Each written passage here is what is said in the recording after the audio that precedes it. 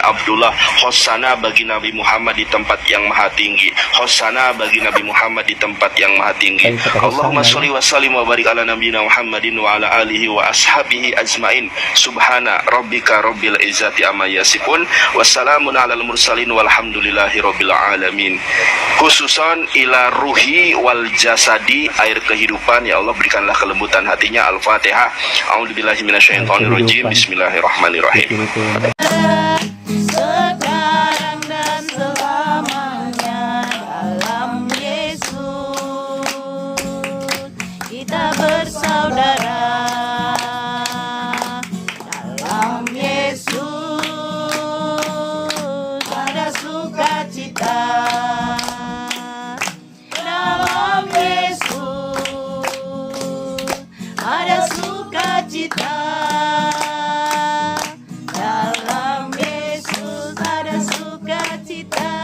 Sekarang dan selamanya dalam Yesus ada sukacita, dalam Yesus ada kemenangan, dalam Yesus ada kemenangan. Haleluya, haleluya. Shalom alaikum, Bishim Hamasyah. Bagaimana kabar Bapak Ibu semua? Saya percaya kita semua selalu dalam lindungan Tuhan, dijauhi dari segala mara bahaya, celaka maut, musibah, sakit, penyakit, maupun dari hal yang tidak kita inginkan. Kita sangat bersyukur di mana kita hari ini bisa bertemu kembali, kita bisa berkumpul kembali di tempat ini, kita bisa beribadah kembali, kita sudah memuji Tuhan juga, memuliakan Tuhan, meninggikan dan mengagungkan kebesaran Tuhan. Dan kini kita mendengarkan kebenaran akan firman Tuhan, karena firman Tuhan yang sudah memerdekakan kita, firman Tuhan yang sudah menyelamatkan kita dari segala dosa kita, sehingga kita yang tidak layak untuk masuk ke dalam kerajaan Tuhan, ke dalam kerajaan surga, kita dilayakkan oleh firman di saat kita percaya kepada firman. Bapak Ibu yang dikasihi Tuhan, ada satu hal yang ingin saya bagikan dan yang perlu kita dengar hari ini adalah iman kita sering dihina, iman kita sering diolok-olok, iman kita sering dicaci maki. Itu semua karena ketidaktahuan mereka, atau itu semua karena mereka kurang mengerti, kurang memahami akan kebenaran firman Tuhan. Sama dengan saya dulu. Saya dulu ketika melihat kekristenan, saya mengolok-olok, saya mencaci maki. Saya tidak senang terhadap kekristenan. Kenapa? Karena tidak seagama dengan saya. Karena tidak seiman, seakidah dengan saya. Karena bagi saya orang Kristen itu tidak menyembah kepada Tuhan yang saya sembah, yaitu Allah Subhanahu wa taala, dan orang Kristen tidak mengakui Nabi Muhammad sallallahu alaihi wasallam sebagai nabi terakhir, sebagai junjungan yang harus dimuliakan, sebagai khatimul anbiya. Oleh karena itu, saya sangat benci sekali terhadap orang Kristen. Bahkan saya sering mengatakan kepada orang Kristen dulu waktu saya masih muslim, Bapak Ibu ya. Saya berkata, agama yang paling benar di sisi Allah adalah agama Islam. Innad dina indallahi Islam. Agama yang paling benar di sisi Allah adalah agama Islam. Agama di luar Islam tidak ada satupun yang benar. Semua orang di luar agama Islam itu mati masuk neraka. Man la yashhadu bisyadu an la ilaha illallah yadkhulun nar. Siapa saja yang tidak mengucapkan dua kalimat syahadat masuk neraka. Orang itu tidak akan layak masuk surga. Orang itu masuk neraka. Jangankan surga, bau surga saja tidak akan orang itu cium selama orang itu tidak mengucapkan dua kalimat syahadat. Oleh karena itu Bapak Ibu, yang membuat saya benci terhadap kekristenan itulah. Kenapa? Karena belum ada penyingkapan dalam hati dan pikiran saya. Tetapi begitu Tuhan memberikan penyingkapan, Tuhan singkapkan semua apa yang terselubung dalam hati dan pikiran saya, seketika itu juga saya mulai disadarkan. Saya mulai sadar, saya mulai melihat, saya mulai mencari tahu, saya mulai merenungkan apa yang selama ini saya imani, apa yang selama ini saya percayakan. Dan saya mulai bertanya-tanya, adakah keselamatan di dalam agama saya? Adakah keselamatan di dalam iman kepercayaan saya? Ternyata saya belum menemukan kepastian keselamatan untuk meraih surga, untuk masuk surga. Masih saya meraba-raba. dengan amal, dengan kebaikan. Sementara kalau saudara bertanya kepada saya, Bang Effendi Usman, mana besar amal, kebaikan yang abang lakukan dengan bila dibandingkan dengan dosa? Dengan jujur saya menjawab, besar dosa, banyak kesalahan dan pelanggaran yang saya lakukan. Dengan dosa sebesar itu, dengan pelanggaran sebanyak itu, apakah layak saya masuk surga? Ya tentunya tidak layak. Makanya saya belum menemukan di dalam iman saya ada satu kepastian, ada satu jaminan kepastian untuk saya masuk surga. Lalu saya menemukanlah di dalam Injil Yohanes 14 ayat yang ke-6, Bapak Ibu. Yesus berkata kepada kita semuanya, "Akulah jalan, kebenaran, dan hidup. Tidak ada seorang pun yang datang kepada Bapa kalau tidak melalui aku." Setelah saya menemukan Yohanes 14 ayat yang ke-6, pelan-pelan apa yang terselubung dalam hati pikiran saya mulai Tuhan singkapkan, dan hati pikiran saya mulai terbuka, hati dan pikiran saya mulai diterangi oleh firman Tuhan, oleh nur cahaya Tuhan, sehingga saya bisa melihat apa itu kebenaran. Who is man huwa Yesua, siapa itu Yesua Hamasiah yang mati di atas kayu salib, yang selalu saya katakan, wa ma qataluhu wa ma salabuhu, engkau tidak membunuhnya dan engkau tidak menyalibnya.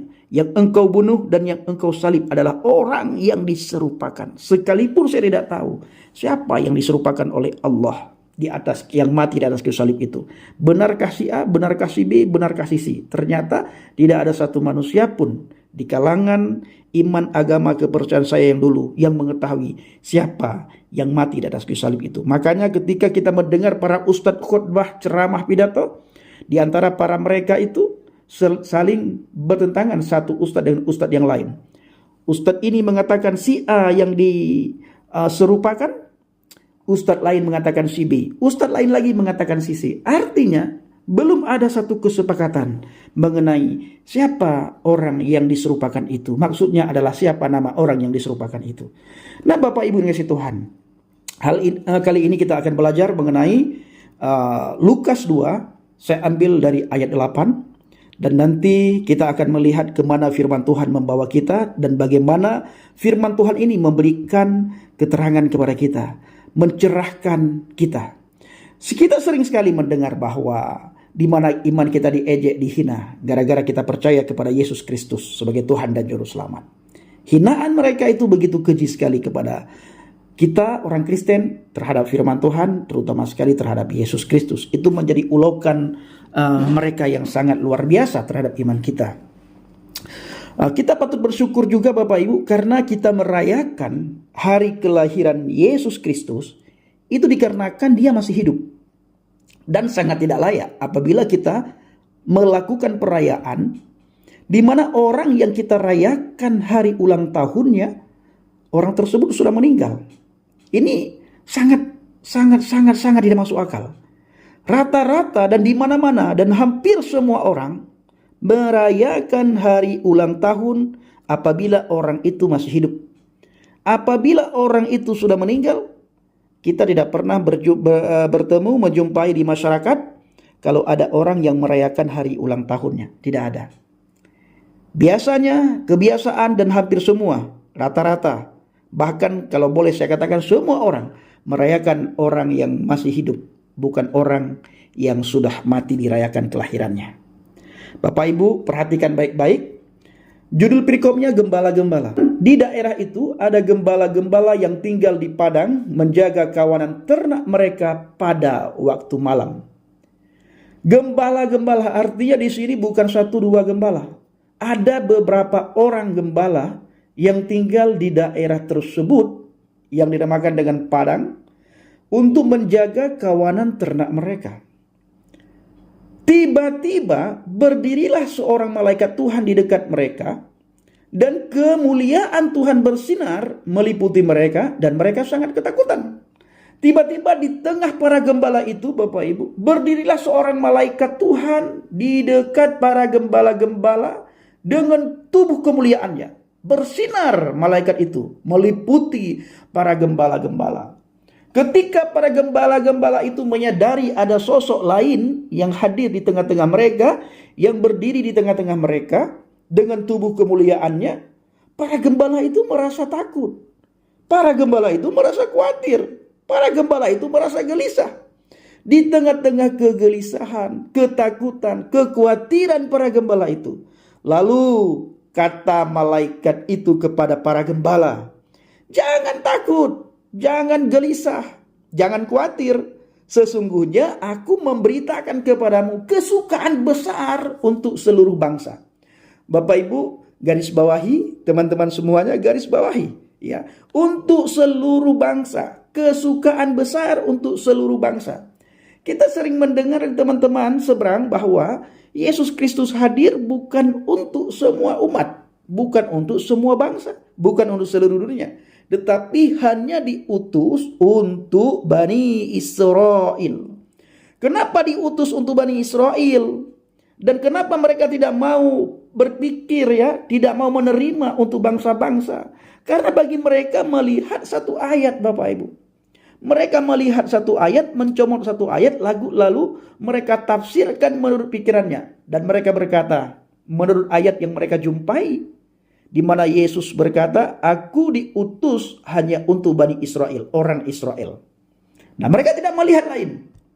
Ketika orang Israel menolak keilahian, ketuhanan, dan juru selamat, yaitu Yeshua HaMasyiah, Yesus Kristus yang hari-hari ini kita rayakan, maka keselamatan itu diberikan untuk bangsa-bangsa ghaib, untuk kita, termasuk yang ada di Indonesia ini, termasuk saudara semuanya, kita semuanya yang ada di Sumatera ini, di Lampung, Bapak Ibu. Jadi bukan lagi diberikan untuk Israel. Ketika Bani Israel menolak keselamatan itu, bahkan sangat terkesan sekali mereka mengolok, menghina, mencaci maki, sampai dicari-cari kesalahan. Walaupun tidak didapati kesalahan, mereka paksakan. Mereka harus mendapatkan kesalahan dan pelanggaran di dalam diri juru selamat, yaitu Yeshua HaMasyiah. Sehingga didakwakan dengan hal-hal yang tidak mereka terima. Pendakwaan yang sangat mereka tonjolkan adalah ketika Yesus Kristus menyamakan dirinya dengan Sang Bapa. Itu tidak bisa diterima oleh orang Israel. Dan orang Israel langsung mengatakan, menuduh dia sudah menghujat Elohim, sudah menghujat Tuhan. Karena mereka tidak terima. Yang kedua, orang Israel itu begitu marah kepada Yesus ketika Yesus mengatakan, dalam waktu 3 hari, bait ini bisa kubangun kembali. Itu satu pelanggaran, satu cemoohan bagi umat Israel pada waktu itu ketika Yesus mengatakan seperti itu. Nah, Bapak Ibu, kita tinggalkan dulu. Ketika Israel menolak keselamatan itu, maka keselamatan diberikan kepada bangsa-bangsa. Dibuktikan malaikat Tuhan menampakkan diri kepada para gembala-gembala di padang di saat para gembala menjaga kawanan ternak mereka pada waktu malam. Lalu para malaikat itu berkata, "Jangan takut, sebab sesungguhnya aku memberitakan kepadamu kesukaan besar untuk seluruh bangsa." Jangan takut, aku memberitakan kepadamu, kepada kalian semuanya, kata malaikat, kesukaan besar untuk seluruh bangsa. Hari ini, ayat yang ke-11, Lukas 2 ayat ke-11. Hari ini telah lahir bagimu juru selamat, yaitu Kristus Tuhan di kota Daud. Haleluya, Bapak Ibu. Hari ini telah lahir bagimu juru selamat, yaitu Kristus Tuhan di kota Daud. Makanya di dalam Injil Yohanes dikatakan, siapa yang percaya kepadanya, orang tersebut mendapatkan hidup yang kekal. Siapa saja. Kenapa orang yang percaya kepada Yesus mendapatkan hidup yang kekal? Karena dia adalah juru selamat. Karena dia adalah Tuhan. Maka siapapun yang percaya kepada Tuhan, siapapun yang percaya kepada juru selamat, maka kita diselamatkan. Kita pasti mendapatkan hidup yang kekal. Tuhan tidak mungkin membiarkan kita tergeletak di neraka, dibakar di neraka, disiksa di neraka. Tuhan tidak membiarkan itu. Kenapa? Tuhan begitu sayang kepada kita, karena kita inilah milik kepunyaan Tuhan. Kita inilah ciptaan Tuhan. Begitu besar sayang Tuhan kepada kita. Dikatakan di dalam Injil Yohanes, ahabballahu lihadzal dunya, begitu besar kasih Tuhan kepada dunia ini sehingga dia mengaruniakan putranya yang tunggal supaya setiap orang yang percaya kepadanya mendapatkan hidup yang kekal, tidak binasa. Malaikat berkata, hari ini telah lahir bagimu juru selamat, yaitu Kristus Tuhan di kota Daud. Dan inilah tandanya bagimu. Ini malaikat masih berkata kepada para gembala-gembala dan kepada kita hari ini.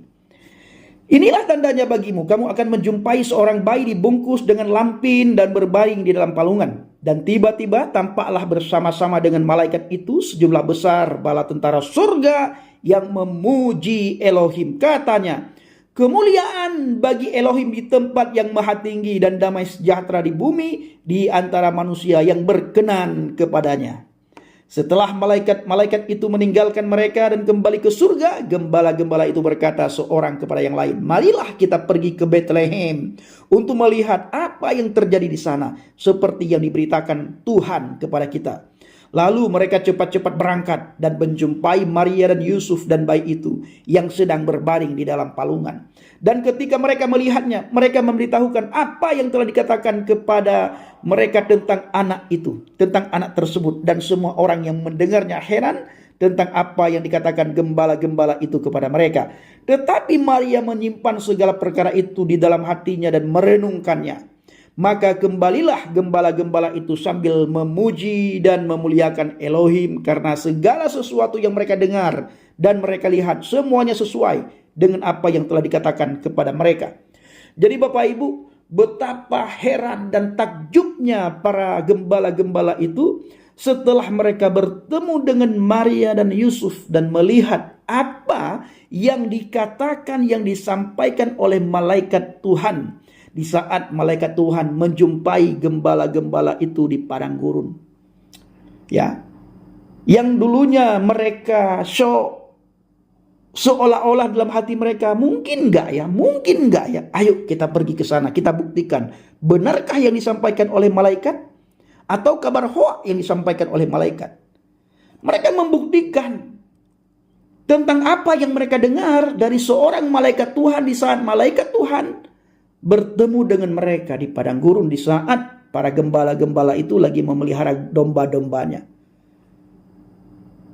Nah, ternyata apa yang mereka dengar, mereka lihat, mereka buktikan, dan itu benar. Nubuatan yang disampaikan oleh malaikat, mereka saksikan sendiri. Ternyata benar.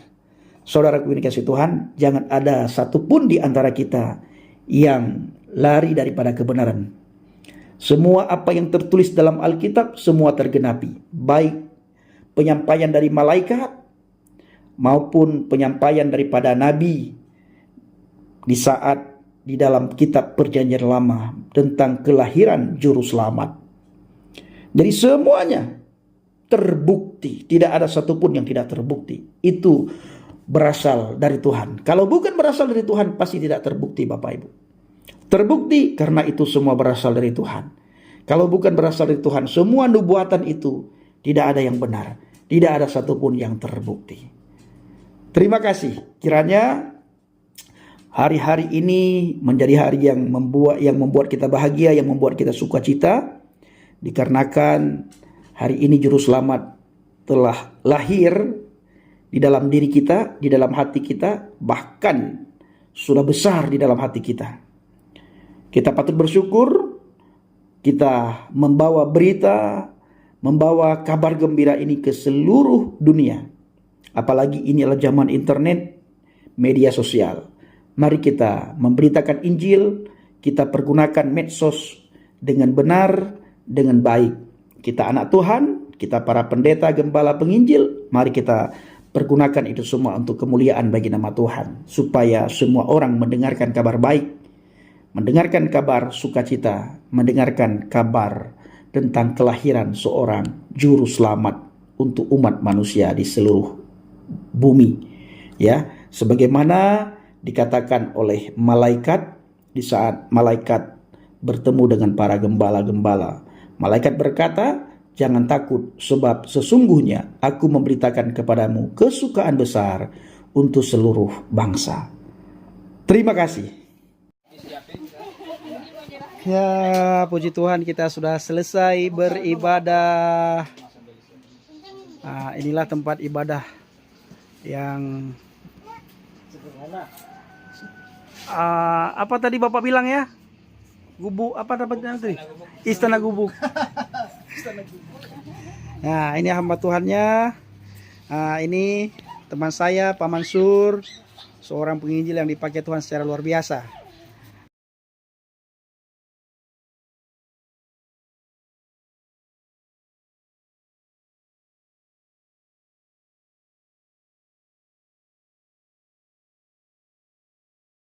Dia. Iya. Ternyata wong Jowo. Rasnya Mongol.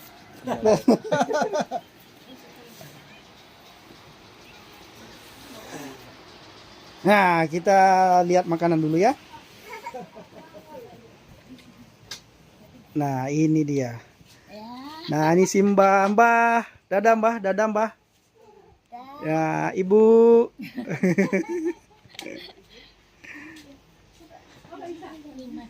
Nah, kita